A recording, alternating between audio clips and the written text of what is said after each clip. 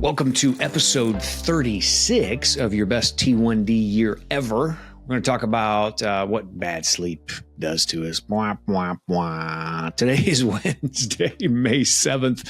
My name is Neil Greathouse. I have been living with type 1 diabetes since 1992. This is your best T1D year. I'm going to throw in the word ever after that because that's what I believe for you. This podcast is under 5 minutes, which is about as long as it takes me to open the fridge, forget why, and just grab cheese instead. Nothing wrong with a little cheese. Each episode, we take on one habit that helps life with T1D feel a little bit more predictable.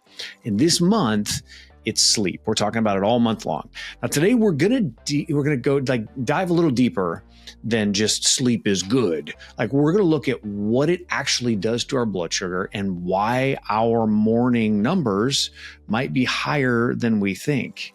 So the real reason why highs happen in the morning is this: like we have talked about insulin sensitivity, but there is a new layer that most people don't hear about. If I'm being honest, I don't know why we don't talk about this, but getting a bad night of sleep messes with our cortisol rhythm.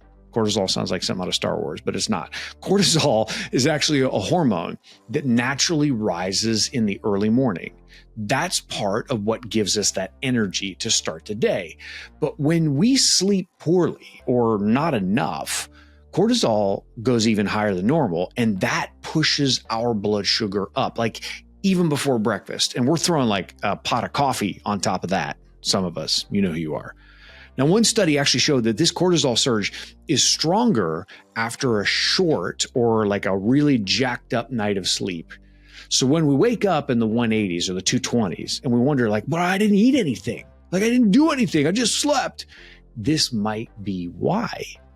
Now, this cortisol spike, when we pair that with reduced insulin sensitivity, it's literally like the perfect storm for a frustrating morning. You know, we're packing lunch for the kids. We're throwing things all over the kitchen. I want to say it's really clear. Like you didn't mess up, okay? That frustration first thing in the morning, you didn't mess up.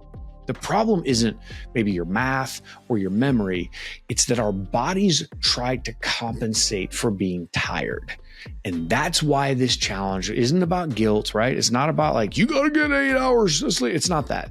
It's about giving our bodies a better shot at balance. So we're trying not to just react to diabetes anymore. You see what we're doing here? We're learning to work on it. Okay. Whoever thought you were gonna have to work on your sleep? Okay. So let's just try this tonight. Here's something that I'm experimenting with. And I know I've mentioned this a little bit in the past episodes, but I check my CGM. It's the first thing I look at on my phone when I wake up, and I look at how I slept. Did I get 7 hours of sleep? Like, was it broken up with alarms? Like, what was the quality of that sleep? And the thing is, I've started noticing my best mornings, the ones where I've got a little bit flatter of a line and less chaos, they almost always follow the nights where I sleep well. So just try it. Just notice the pattern. You don't have to like journal on it. Lord knows none of you want to journal. We all learned that back in March, but just check on it. Okay. Just check it. Over time, what we'll do is we'll start to see the connection. And once we see it, then we can actually do something about it. See what we did there?